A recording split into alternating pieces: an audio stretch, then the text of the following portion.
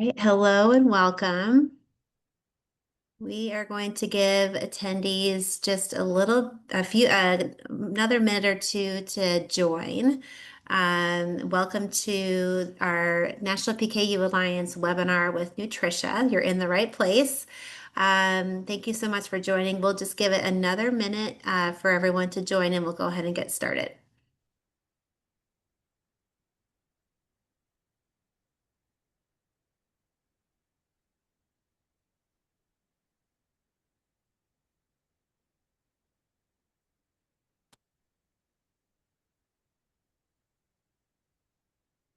Okay, we have good room filling up here. So I have about 8 joined, and I think we should see that number come up as we get started. But I'll go ahead and get things moving as we have a lot of exciting things to cover today. So my name is Susie Gray. I work for the National PKU Alliance. I work in the area of development and fundraising and also manage some things on the operations side. I've been with the National PKU Alliance for about 2.5 years now. Some of my close friends have a son with PKU and introduced me to the organization, and I was really excited to jump in and help with the mission. I will turn it over to, I guess, maybe first I'll say our webinar series has been going on throughout the whole year, and this is our first webinar where we're able to partner with an industry partner, and this time it's Nutricia. We're so thankful that for this opportunity to work with them and for them to share their knowledge and their resources with us. So thank you for joining. And with that, I'm going to turn it over to Sarah Gallagher, our Director of Community Engagement. Hi, everyone. Thanks so much for joining. As Director of Community Engagement, I manage our community support programs. A few of those are geared towards maternal PKU, so I will be talking about those briefly towards the end of our presentation. Just a few housekeeping items. We have the ability to ask questions from the audience questions, and we really hope that you guys bring your questions to us. We have Q&A box that you can pop questions in at any point. We are going to save probably a majority of questions till the end and answer those during a Q&A session. But if you have anything burning or just don't want to forget it, go ahead and drop it in the box as we go along. And with that, I just want to introduce our guest today from Nutricia. Today we have Temi Adeonojobi. She is a associate brand manager with Nutricia, and Rachel Powers. She's a medical affairs manager.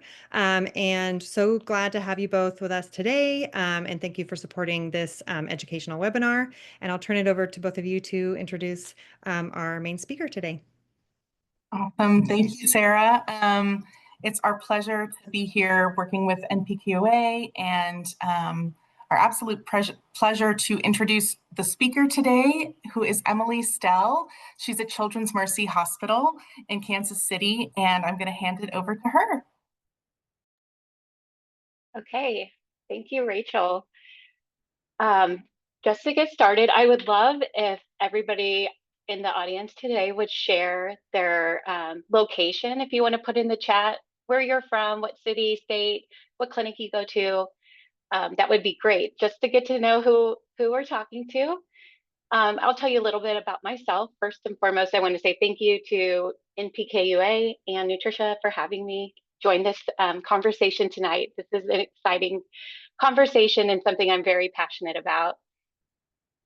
So just a little bit about me. I work at Children's Mercy in Kansas City. I started my career here and now I'm back here. In the meantime, I went west to California, to Southern California, and worked at Children's Hospital Los Angeles, as well as Children's Hospital Orange County.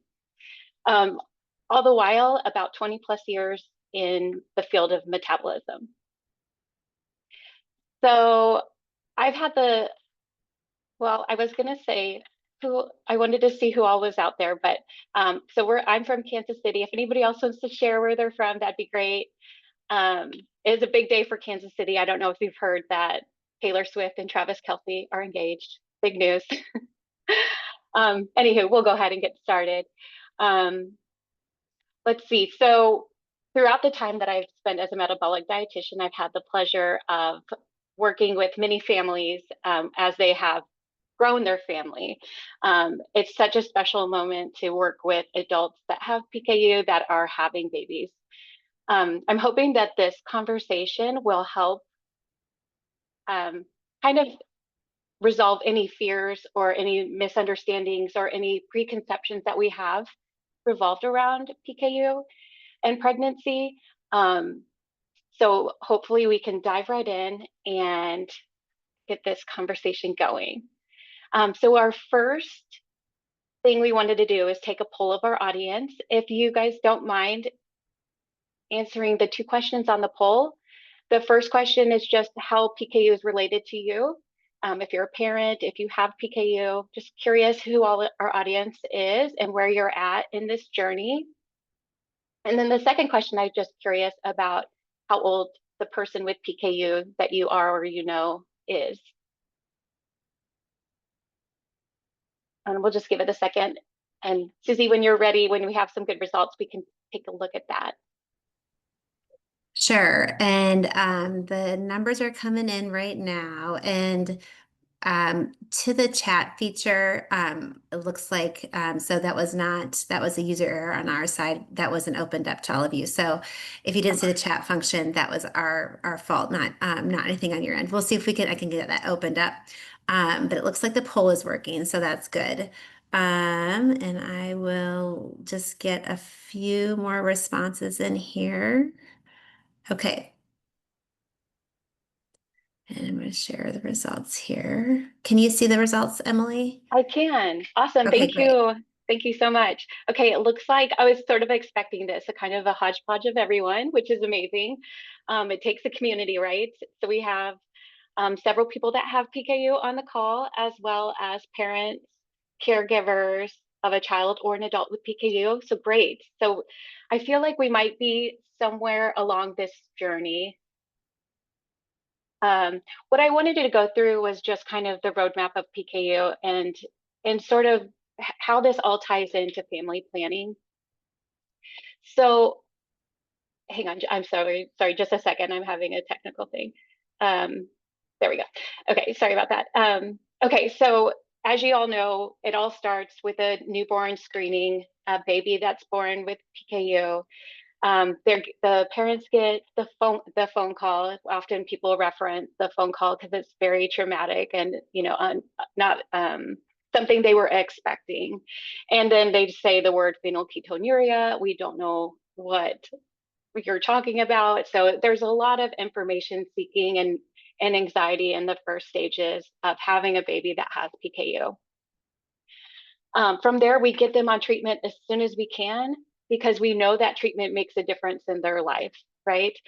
So we get them connected with a metabolic clinic, we get them on diet, we get things going as soon as possible, and then continue our relationship through the life. From there, our journey starts where we have to start trusting other people with our kiddos. So maybe it's daycare or babysitter, preschool, that we have to trust others to understand what PKU is and why it's so important for the caregivers to do what they need to do to keep those kiddos healthy and safe. Which can be hard. That's very stressful on parents to be able to hand that piece off. From there go from half day preschool, now we're on full day grade school, maybe middle school. And next thing you know, we're in high school, all along working with the food service managers, helping make sure that the school has the support needed to make sure that the kiddos know what they can eat, what they cannot eat, what the food service cafeteria can serve them, what they can't, all the things along the way. Lots of stress along this way. But the other thing that's happening at this time is making sure that the child is starting to learn that they are on a special diet. They do have some diet restrictions. They can speak up for themselves when it's something probably they shouldn't have, or the school may not know which food they can or can't have. So along the way, parents are doing their diligence to teach the families how to build a skill set for the kids as they're growing up, so that they know they're their gatekeeper, so they know that they're doing their best to make sure they stay on diet. soon enough out of school, we're already into high school. Your kid or you yourself may be driving a car, you're more independent, hanging out with your friends, you're doing things without parent supervision, which could lead to some obstacles with diet, right? Going out to eat is an obstacle, figuring out what you're going to have in certain social situations can be an obstacle. But all along, what we're hoping is that we provided the education early on to help make this successful. From there, we get to my favorite part, which is adulting, which everybody loves, right? It's kind of that moment that it hits you. You're like, okay, I guess it's on me now. This definitely hits home at 18 when our clinics, the children's clinics, are not able to talk to the parents anymore. They're asking the kids the questions, or the young adults, my bad, sorry, the young adults the questions. They're not able to access their medical records anymore. Parents have to, or patients have to sign a waiver to allow their parents to hear lab results and things like that. So that's kind of the rude awakening at 18. And that transition time happens, you know, through 18 through 20 ish, where we're really working on the kids taking, young adults, my bad again, taking ownership of their diet and of their medical care. From there, I think it really hits home around 22-ish or 20 to 26, maybe sometime there, the young adults getting a job. They are getting their own insurance, which also creates more obstacles to jump through, right? So we have to go through the new insurance, figure out who is able, if formula is able to be covered, how we're going to get it, how we're going to order it each month, and so on. We also go on to say, for in this phase, that you're in charge of ordering your medications, you're in charge of managing your diet. It's pretty much all on you at this point. We've graduated from the wings of our parents, right? So from there, we get to kind of the focus of our talk today is family planning. So the next stage, we think about, you know, what if we get married or have a baby? We want to grow our family. What's that going to look like? And I think the important thing I'd love to hit home is that we've been preparing for this the whole time. That's really the thing. You know, we as clinicians and parents, we've been helping the children and young adults along to get them prepared for this event. I would say one challenge that we do face is talking about pregnancy with young teenagers. I feel like that's just one area, and I'd love to hear from the audience any suggestions on how to breach that subject. I feel like young teenagers, maybe that conversation's too soon. They're not necessarily in that mindset yet. However, we really need them to know that this is something that they need to know about and consider in the future. So anyhow, we'll go on and move on to our family planning. And the first question that usually comes up from mostly the spouse who does not have PKU is if the baby will have PKU. A lot of people do genetic testing prenatally to find out if their spouse is a carrier. If the spouse is not a carrier, you'll see on the left side, the father has 2 working genes. Therefore, there's a 100% chance that the baby will be a carrier. Because mom will for sure pass down hers and dad will for sure pass down his. Now, it's a little different though if you actually happen to meet someone who actually has one change, who is a carrier for PKU. It's rare, but it happens. And in that case, on the right side, you can see that dad has one copy that's not working and one that is. And so he's going to split that one that is for two babies, which would both be carriers. And then if he passes down the non-working gene, of course, that'll match with mom's and it'll have 2 affected. So 50% chance affected, 50% carrier. This just a side note, I always think we're focusing on the females, but what about the guys out there that have PKU? It would be the same situation for them. Their spouses might want to know if they are carriers for PKU so we can find out if the children are at risk. So this is where I was hoping to use the chat function. If you guys maybe we can give it a whirl. If you guys can try, I really would just like, or is that not going to work? Well, I think in the time being, let's just try to use, I think most Q&A. can use Q&A. Okay. So whether it's not really a question, but they can just post, they should be able to just post an answer or a comment. So let's try that route. So if Perfect. we've had a few people just comment in that the chat's not open, so it sounds like they have access to Q&A. So if you do post a question, we can help kind of give you the tally of the answers if you want to post something. Yeah, that would be great. So what I was really wanting to do is just pick your all brains to see what you guys have in your mind about pregnancy and PKU. Like what feelings you have, what questions you have, or anything like that. Just like what comes to mind. Okay, and so if you're out there, if you can use your Q&A function to submit anything here and we can report back to the group. I know some things that come to my mind just from my experience on the other side. That's why I'm asking. I really want to know how it feels being the person in the place of potentially dealing with this pregnancy and PKU. Is from our end, we see a lot of fear, a lot of worry, stress, anxiety, all those troubling feelings that happen. And that happens with pregnancy in general. Now we complicate things with this with PKU and how are we going to get through this? The other, oh, One good. person would say I have a few answers here: stressful, fear, and confusion. Awesome. Okay. Yeah, that's where I kind of thought it scary and complicated. Okay. That's exactly where I thought kind of our initial reaction goes to. So and I also want to flip that coin over. Of course, we know that there's concerns and things that we need to take care of when the mom has PKU.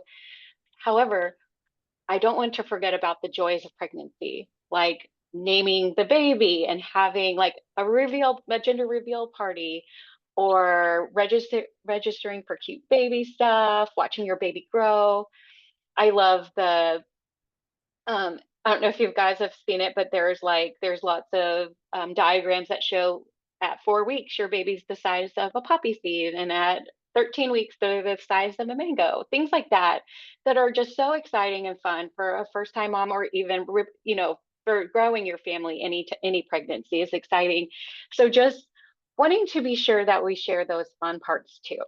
And that's where I think we're just trying to balance now that we're very well aware of what we need to focus on with PKU and pregnancy is also enjoying all the fun that comes along with it. So from there, I want to talk about just a little bit of a history, a little bit of where we've been and where we are now. And when I think about this, I think about in the past, there's reports of clinicians really recommending that maternal PKU is too dangerous and that we should adopt. And I want to say that's very much a thought of the past, in that now we are very excited to help with maternal PKU and managing a pregnancy. There was a maternal PKU collaboration study in the 90s, and they looked at a whole bunch, let's see, 382 females through almost 600 pregnancies.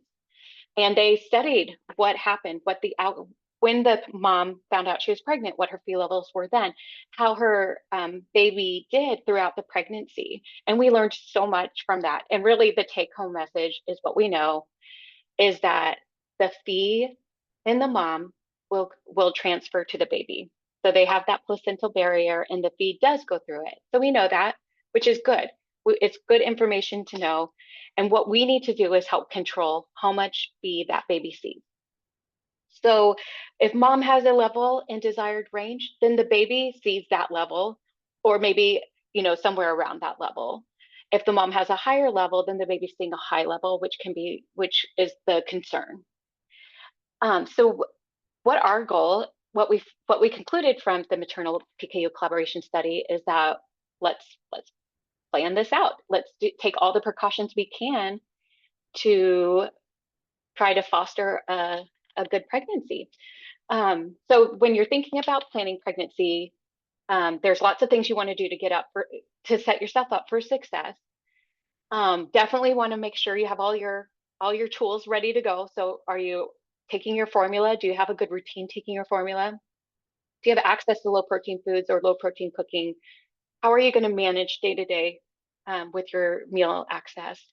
And working with your insurance to see what kind of support they can give. And then also connecting with outside community support and other resources that are available to help make these things happen during pregnancy and really throughout.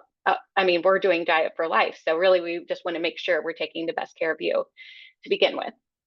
So here's your checklist, and this is a small one, but this is a mighty one because it's not that easy. So our goal is to pre-plan as much as possible. So that means contacting your metabolic clinic early on, telling them that you're considering expanding your family. From there, what they're going to want to do is work with you to make sure that we get our Phe levels in a good place. So prior to pregnancy, that we're in a good place. So Phe levels in our goal range. And we're going to check them regularly because what we're looking for is not, it's not a report card. It's not a punishment slip. It's basically just looking, how are you doing? And is it working? And it's all for you. It's what we want to see is that the current routine you're doing is going to foster a healthier pregnancy. And if it's not, then let's figure out what we can do to help. Right. So it's definitely, I feel like some people have a little PTSD around the whole Phe levels, that they feel like they get in trouble for high Phe levels, things like that. That is just not the point of the matter at all. Essentially, it's just trying to get things in place to foster the pregnancy.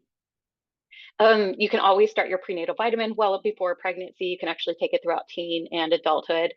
And then you probably want to get your connections. So are we connected with our clinic and connected with peers, maybe some support groups, things like that. And we'll talk more about that in a few.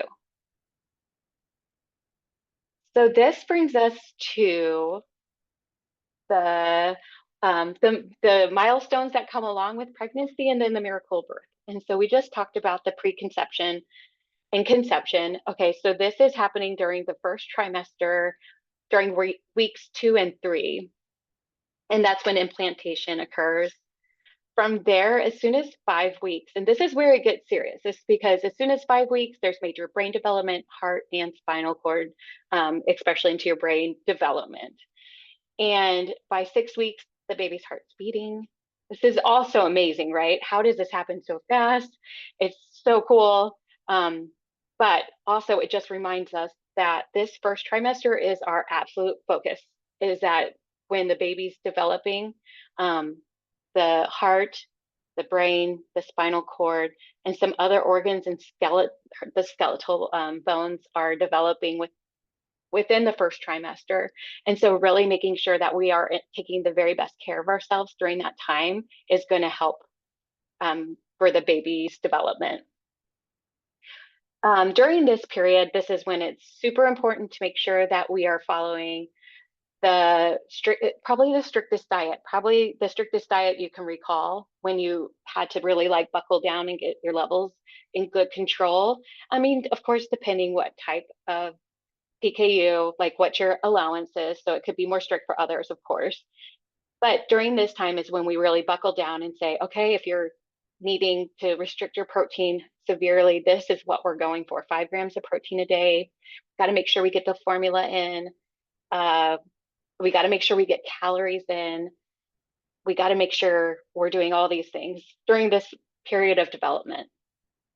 One of the struggles or obstacles some people, not everybody, but some people seem to face is like morning sickness or like motion sickness, things like that. During that first trimester is the most common time for that to happen. And so during that time, we do everything we can to make sure you're getting, again, able to drink your formula. The formula sometimes can trigger some of the like emesis. If you have like the hyperemesis, sometimes the formula can trigger that. So sometimes we have to switch to another method during that time just to get through it. The morning sickness usually will resolve by the second trimester. So there are some things we have to do. The other concerns we have with the morning sickness is that you may not be eating enough calories, and without enough calories, we know that can increase Phe levels. And then if you're losing weight, of course, that's the same as not enough calories. That can also affect how your fee is controlled. So lots of factors that go into that first trimester. And I forgot to mention the one other thing. So I know our goal is preconception, conception planning, planning ahead. However, life is life, and we know absolutely sometimes pregnancy is not planned and it happens. So it's a miracle. It happens that kind of way. And what we do is just, as soon as we know and we suspect maybe the fee levels aren't where we want them to be, we just put them on an emergent plan, which basically we just put them on really low protein for a couple of days, kind of a washout like what we did when babies were born with PKU. What we want to do is get that fee level down as soon as we can, without question, just as fast as we can, and provide tons of calories to help support that first initial phase of development. So from there, we move to the second trimester. Second trimester is weeks 13 to 24. I always think it's fun to know your baby at this point, at week 13, they weigh an ounce. Their muscles are starting to develop. And then by the end of this trimester, your baby is going to weigh half a pound. And they have skin and hair. And during this time, I'd say your diet really does just sort of stay kind of stable. There's not a lot of changes to your diet. We want to make sure you're able to tolerate all your formula, keep your levels in range. But really just looking for small amounts of weight gain is really our goal during the second trimester. I said small, I meant weekly weight gains. Sorry about that. The first trimester is small weight gains. Second trimester, weekly weight gains. So we just want to make sure that's kind of smooth sailing for the second trimester. And then the third trimester is when we get to week 25 to 40. And this is sort of the cruise control point of pregnancy. Basically the job for mom and the job for baby is to grow. Like, let's grow this baby. Make sure they're, week to week. We're just counting week to week to make sure we can get closest to that 40 weeks possible. And during this time, what's really fascinating is that the baby actually is growing so rapidly that the baby would use up mom's fee.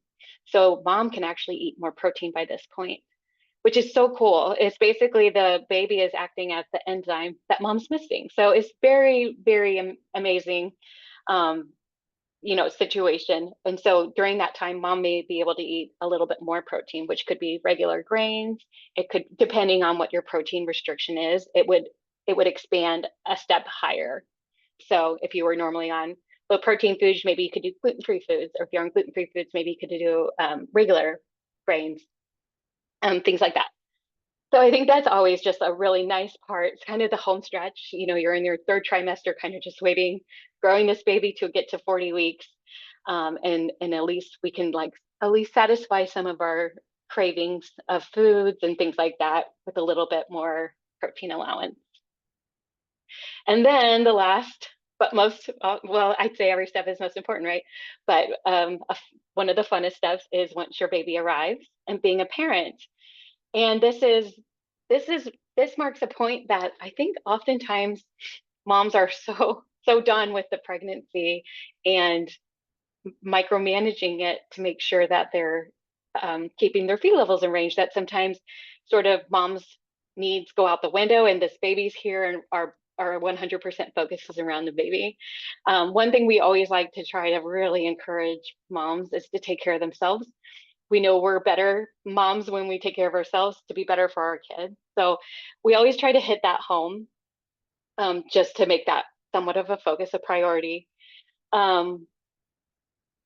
have seen, it happens that things get crazy once the baby arrives and, it gets chaotic. So one thing I do want to note just is that once you have a baby, you're at risk for postpartum depression. And then we also know the correlation of elevated fee levels sometimes can contribute to constipation, I'm so sorry, depression as well. And so just knowing those two factors, gosh, we'd hate to increase that risk for any postpartum or depression. So just really encouraging moms to care for themselves and then care for their babies.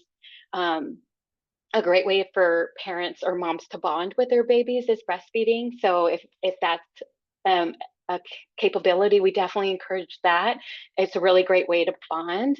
It also helps kind of push away that idea of postpartum depression.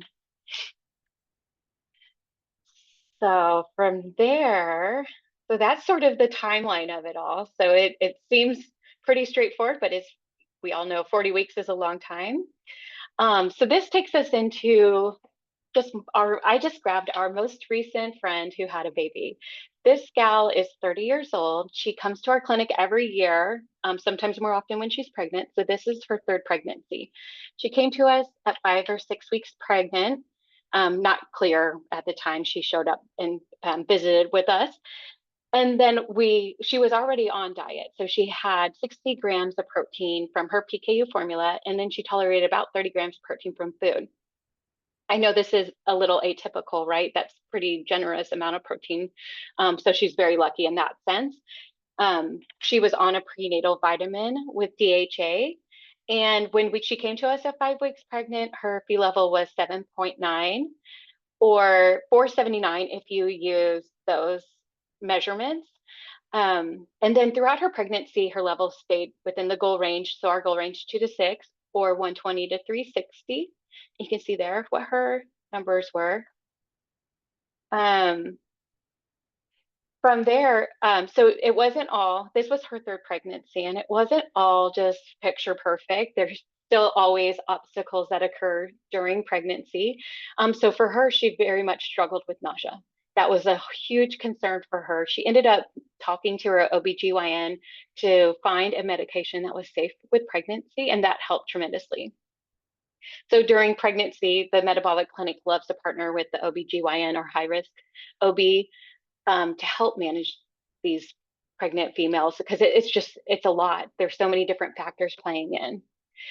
She did not have formula coverage when she got pregnant. She had a stockpile of previous formula coverage. So we had to work through those steps to get some formula on a regular basis to last throughout the pregnancy. And then just a side note, I know being able to take 30 grams of protein from foods, we would suspect she would be a Kuvan responder, but for some reason, Kuvan just really upset her. Like it upset her stomach. It did not work well with her. So she wasn't wanting to look at that as an option. She did great. Kuvan could have just made things maybe a bit smoother, just a little bit easier. Her successes were definitely that she was on top of it. It's her third pregnancy. She's been through this before. So she got early intervention. She was great about going to the lab, get her weekly Phe levels. And then she had good weight gain. So exactly what we think, a pound a month for the first 3 months, a pound a week thereafter for the second and third trimester. She followed it great. And then she also did enjoy the benefit of increasing her protein allowance towards the end of pregnancy. So that 30 grams went up to, I think, about 50 or 60 grams. So she was able to liberalize her diet slightly during that time. However, after delivery, we go right back, right? So we go back to the 30 grams of allowance since the baby is out. So that was one of our cases. I think the important thing just to hit home is that I think we need to be sure we look at all of our available resources out there. Definitely things along the way, growing up with PKU, being a parent of someone who has PKU, making sure that we're doing everything we can, is that doing cooking classes, camps, whatever you can to engage everyone in this community to connect. I think we learn the most from each other. So just some reminders, you want to definitely connect with your clinic. You can ask about different programs. Sometimes there's state access programs. There's other ways to access formula or low protein foods. If you're not currently connected with a metabolic clinic, you can look on GMDI, which is Genetic Metabolic Dietitians International. It's a bunch of dietitians like me. We're all friends, and basically we post all the different clinics across the country. And so that way, if you're not connected, you can find one to connect to. And then we also have other tools, diet management apps. We have different ways to manage how much protein we're taking in. Then we have the NPKUA mentor program and emergency assistant program, which you'll hear more about, and then social support. So I always encourage, even from the get-go with a new baby that has PKU, for parents to connect.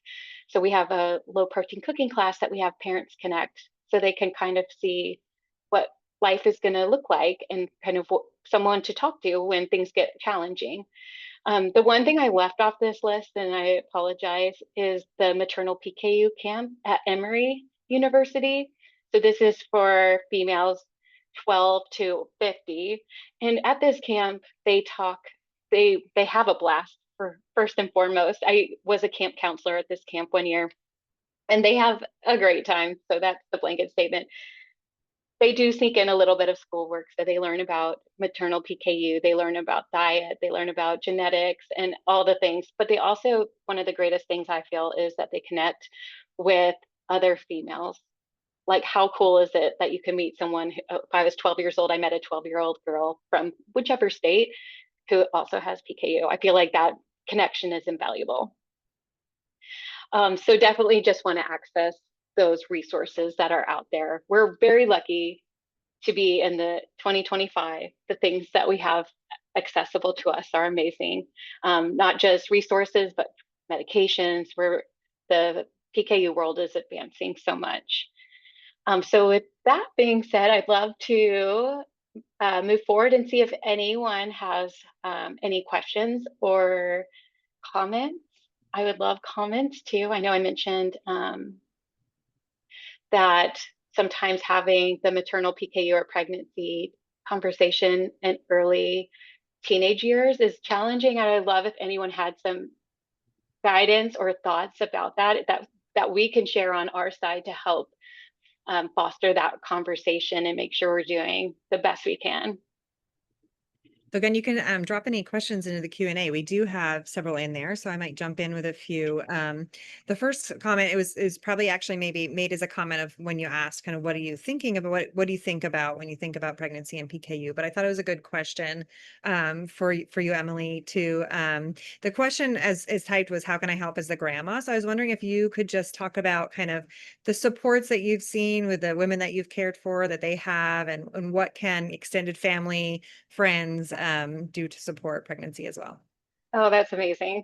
The fact that you're asking already is huge because there is so much help that could be had.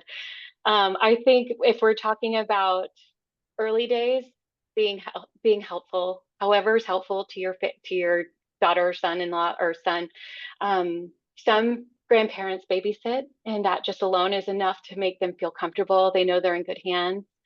Other things that along the way, some grandparents like to get into baking or cooking so they can make some dishes that are low protein or low fee to help just the meal plan. You know, if you think about every single day, every single meal, that gets endlessly difficult at times. Sometimes we get in ruts, things like that. So I think anything that could help along meal planning, but really any support is so helpful. You may talk with your son or daughter and see what they feel. Sometimes they have ideas that are completely outside of PKU. Maybe it's, would you, I don't know, go grocery shopping, or could you find wheat starch for me? Something to that effect. I think just the offer, the ask is so amazing. And it really does take our whole community to help make this successful. Thank you. And then you touched upon just the fact that obviously maybe everyone's roadmap doesn't always look the same. Not all pregnancies are planned. We had a question about if someone were to get pregnant with high Phe levels, so entering the pregnancy with high Phe levels, is there time to take charge and have a healthy baby? Yeah. So, and it's all circumstantial, of course, right? There is, the disclaimer, there's always some things that happen during pregnancy that are beyond our control. The maternal PKU collaboration study found, though, that 10 weeks was really an important timeline. However, we found even better success when it was earlier on. So that was just one marker that they found. You think about the first trimester is 12 weeks. So I think anything we can do to be on top of things as soon as possible. And like I said, for many situations, we've had some surprises. And in that situation, we get a phone call and we're like, okay, here's what we're going to do. So like the minute we know, you know, you can tell your significant other first, but you call us too, right? So we can get things going. Because there are some things we can do to rapidly decrease that Phe level. And we'll do it. There's even extra things we could do that we may not even consider normally, but in a serious situation, we would do it. So Great. This next one, I'm not sure if you have an answer for or have data to support, but we have a question about becoming pregnant and being on Palynziq oh instead of yeah, diet management and just the safety around that. absolutely. I knew this was gonna come up because it is very much our new day and age, right? We're in a very different world with Palynziq or Pegvaliase. And what we do know is that I think the consensus is that we weigh the risk versus the benefit. We very much know the risk of having high Phe levels, and we know the benefit of maintaining good Phe levels. So that's where we're at right now. We don't have a lot of data to support use during pregnancy. However, there are many case reports and many situations that we have continued using Palynziq, which appear to have been successful. Again, we don't have much data to support. Great, thank you. Okay, so an after the baby is born question, do Phe levels affect the baby when you're breastfeeding? No, which is amazing, right? So that's what breastfeeding moms that have PKU can definitely breastfeed throughout the extent of their whatever their plans for. The baby has a working enzyme. So he or she, I don't know why I'm saying she, it's the girl, she may pass on higher Phe through that placenta, or sorry, through the breast milk. However, the baby has the tools to break that down. So not a problem, not a problem. The ideal thing is though, is for mom to be in a good place to breastfeed. And so like ideally she would help, you know, try to take care of her levels the best she can during early parenting. It's a hard walk to walk. Yeah. Great. There's no other questions in the Q&A right now. Feel free to pop one in there if one comes to mind. I can turn this over. We can turn it over. Thank you so much, Emily. That was so helpful, informative. And yeah, as I'm a parent of a female with PKU, I learned a lot, and really appreciate you going through all of that. If you have questions for Emily, we're not done, so please go ahead and put them in the Q&A, and we will circle back. But if there's no more questions at this time, I'll turn it over to Rachel, who's going to share a little bit more. Thank you so much, Sarah, and thank you, Emily. What a great discussion. Really, really wonderful. So I'm just going to talk a little bit today about a couple of stories of moms with PKU and how they managed their formula intake during pregnancy, and talk a little bit also about the resources that we have to offer as Nutricia. And like we said at the beginning, I'm a medical affairs manager, but I also was a metabolic dietitian at the beginning of my dietitian career. So I have a couple of anecdotes to share with y'all as well. So first up, we have Elizabeth. She's a mother of 4 kiddos. So she's well practiced in dealing with maternal PKU. She's well controlled with a combination of a low-Phe diet and phenylate GMP ready. That's her typical formula that she takes. But during her 3rd pregnancy, she really struggled with nausea. And so she went to her metabolic team and talked about her options, and she tried phenylate GMP mix-in, and she really loved it. And so she paired that with a prenatal vitamin, and that's what she took during her 3rd pregnancy. Phenylate GMP mix-in is a really great product because it's virtually tasteless and odorless, and it's just the protein source itself. So it doesn't have carbs and fat. It's really just the concentrated source of PKU protein. And as you'll see, there's a QR code on the bottom of any page that has product on it, so you guys can scan that and request a sample if you would like to have a sample sent to your home. Back to GMP mix-in, what makes it so great is its flexibility. So it's available in a pouch or a can. Elizabeth just mixes it with water. You can see that in the picture on the right, but it can also be mixed with flavored drinks or sports drinks, foods that are low in protein like applesauce or the beloved lemon pudding, or even into other PKU formulas that are, it's a way to make your formula lower volume and a little more concentrated in protein by adding mix-in. My next story, sorry, my photos aren't loading correctly. So that is Elizabeth again, but this is Julia. So we're moving on to Julia. She is a mom with PKU and she has two kiddos, Pixie and Tommy, who also have PKU. So she's very familiar with formula and how integral it is as part of management for her and her kiddos. She got a sample of Phenylate GMP Ultra and loved the taste and the convenience of that product. So that's what she used during her second pregnancy with Tommy. What's great about Phenylate GMP Ultra is that it's low volume and it's lower calorie compared to a lot of our other PKU formulas. It comes in a 20-gram protein equivalent pouch. And it's in 3 great flavors, vanilla, lemonade, and plain. So you can always doctor those up. I know vanilla is really popular to be mixed in with decaf coffee as an option. And again, you can request samples of that formula there. This is my little anecdote. So I had the privilege of helping one mom with PKU when I was in clinic manage her pregnancy, and she had a really low Phe tolerance. So she got about 5 to 6 grams of protein from foods every day. So she really needed a higher calorie formula option. And so that's where GMP drink mix came into play.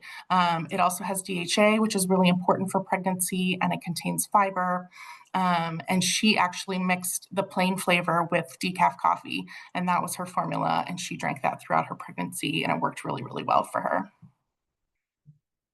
The last product I want to talk about is Flexi-10 tablets. So this is just to share that drinking PKU formula isn't your only option.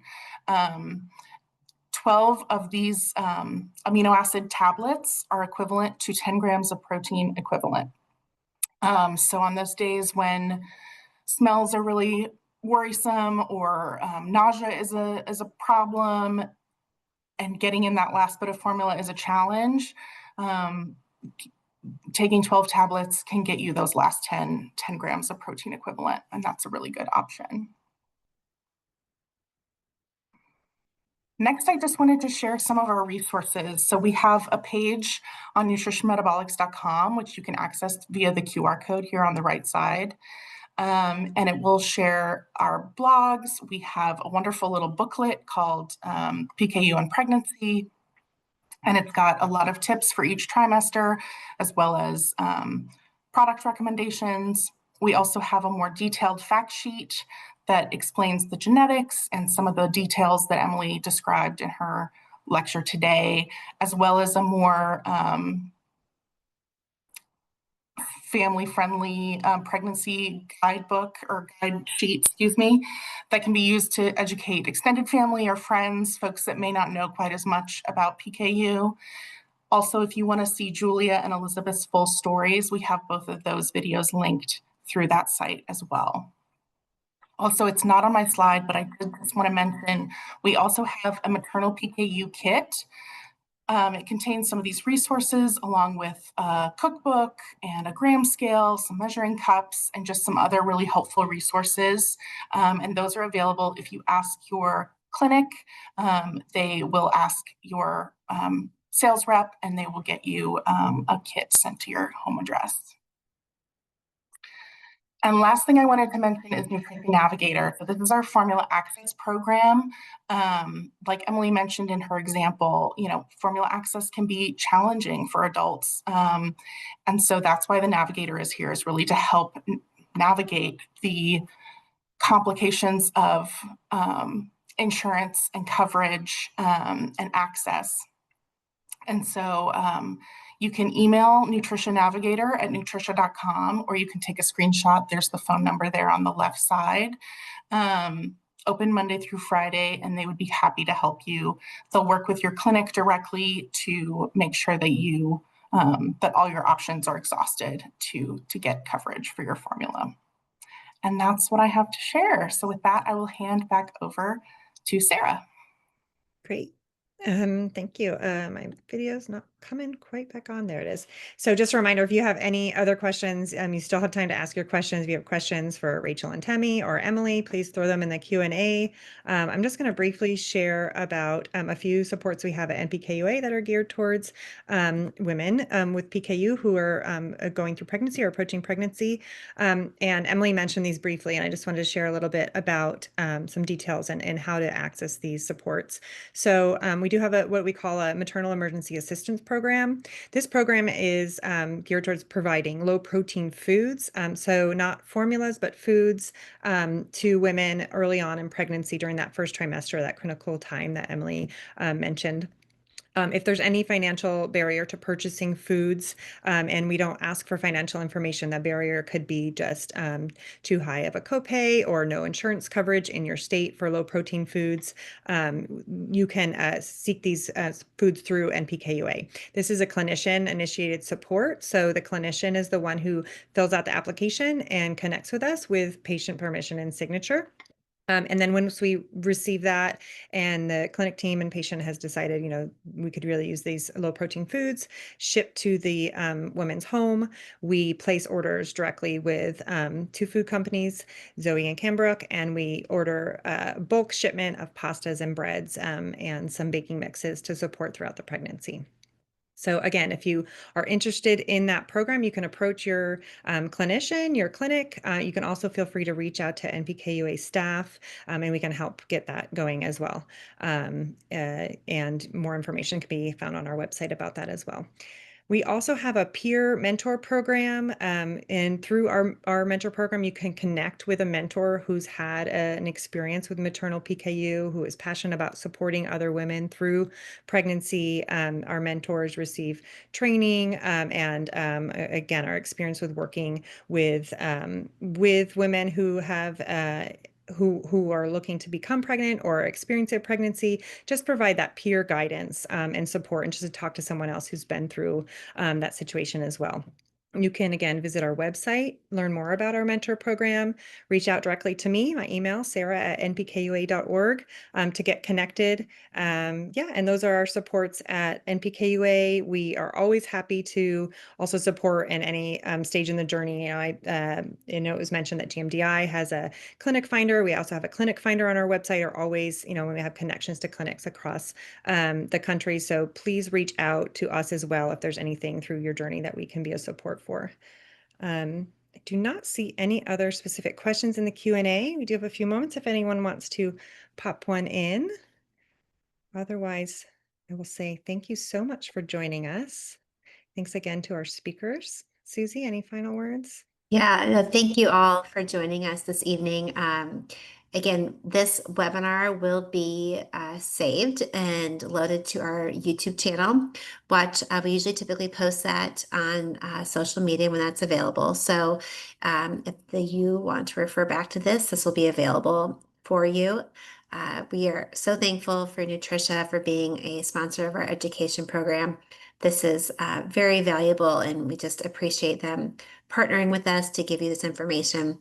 This is extremely helpful. And Emily, thank you so much for joining us tonight, especially from Kansas City, which is where I'm from as well. It's nice to have a local partner in crime here. So we're so happy that you're able to join. If you have any questions, reach Sarah. My email is susie@npkua, susie@npkua.org. You can reach out to me as well. Thank you very much. Thank you. Thank you all.